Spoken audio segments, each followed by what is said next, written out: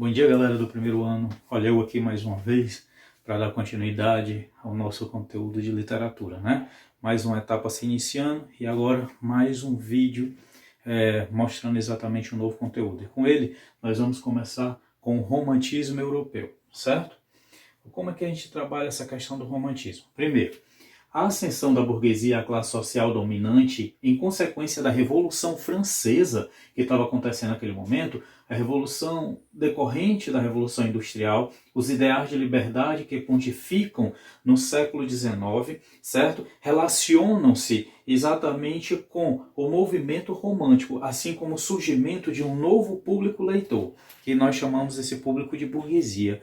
Então, naquele tempo, com a Revolução Industrial, começou-se a trocas de monarcas, né, no Império. Então, principalmente na Inglaterra, que houve toda aquela confusão da Contra-Reforma, iniciando exatamente a perseguição aos protestantes, e entre a religião católica, entre a religião protestante, e por aí vai. Entre a rei e sai rei, vai modificando um bocado de coisas, né? Então, nesse caso, o romantismo europeu, ele inicia-se com um mundo conturbado, né? Então, nesse caso, o romantismo foi um movimento artístico e filosófico que surgiu na Europa, Alemanha, Inglaterra e França, caracterizando-se como uma visão passional do mundo totalmente contrária ao racionalismo que marcou o período neoclássico, certo?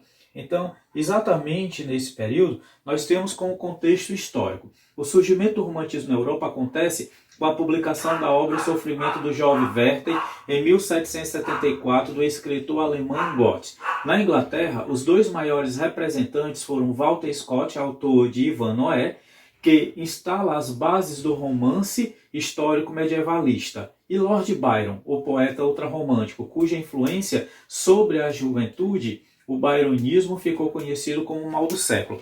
Com essa publicação de Goethe, que é, no caso, O Sofrimento do Jovem Werther, ele relata exatamente nessa obra o fato de um homem que se apaixonou por uma mulher que era comprometida. Os dois se apaixonaram, começaram a ter encontros clandestinos, até que eles resolveram se separar porque ela era prometida a uma outra pessoa. Questão de arranjos de família, como existiam naquela época. E nesse momento que eles se separaram, um tentou esquecer o outro, foram para cantos distantes. Quando resolveram voltar, cada um por si, voltaram no mesmo período, eles se reencontraram. E o amor reacendeu. E nesse momento, ele tem um amigo dele que chega também, vem da Europa, e de outro país europeu, né? E chega lá exatamente em Portugal para poder ficar, aliás, em Portugal não, na Inglaterra. E chega a ficar já morando no próprio país, né? E encontra o grande amigo, que é o Werther. E diz que veio para casar e tudo. É quando o Werther descobre que a mulher que ele é apaixonada é a mulher prometida do amigo dele. Então, nesse caso, ele pensa de alguma forma em fazer alguma coisa. Então ele vai em casa, pede o capataz dele para voltar na casa do Escobar e pedir uma arma. E nessa arma ele se suicida. Ou seja, ele dá o fim ao amor que ele tinha por ele. Mas na verdade, o Werther é apenas o personagem de Goethe. Goethe, ele sentiu o amor por Charlotte na vida real.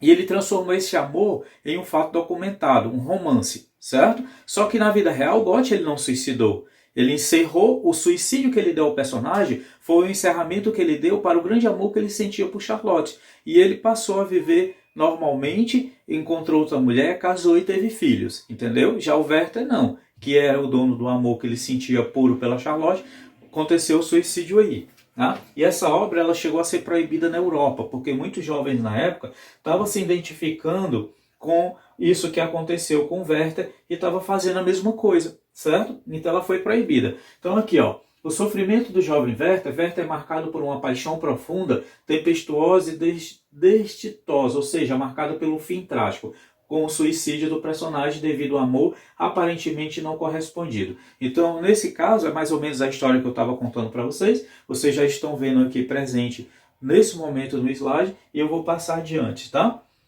Olha só. É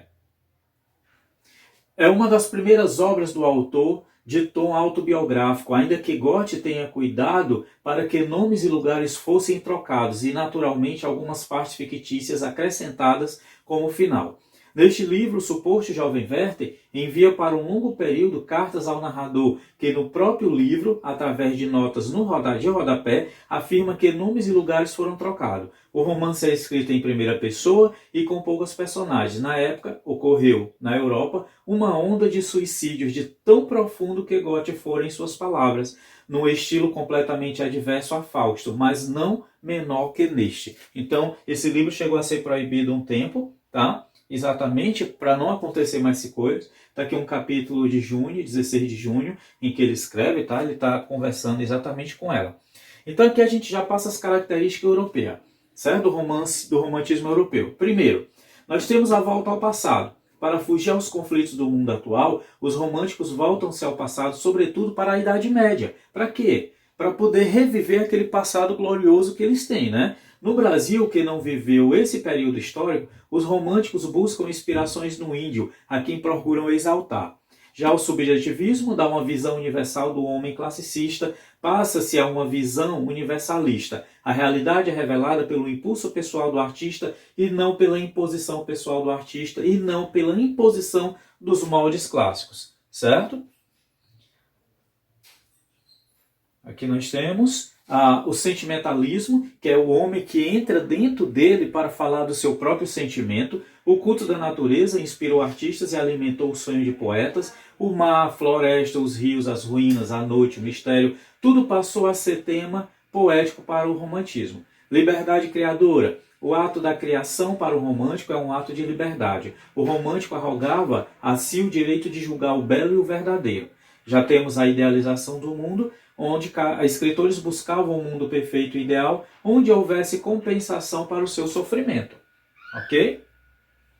Temos aqui fé e cristianismo. A fé era novamente a fonte de alimentação dos românticos, né? A evasão e sonho. Ele saía da realidade para o mundo que era só dele, o mundo que ele colocava dentro da própria redoma e em que ele poderia mexer nessas peças, mudar de lugar o que ele queria, porque era o mundo dele. Quando ele saía desse mundo que voltava para a realidade, ele via todos os problemas novamente, tá certo? Linguagem popular. Uma linguagem erudita passou a valorizar-se o uso da linguagem popular, tá?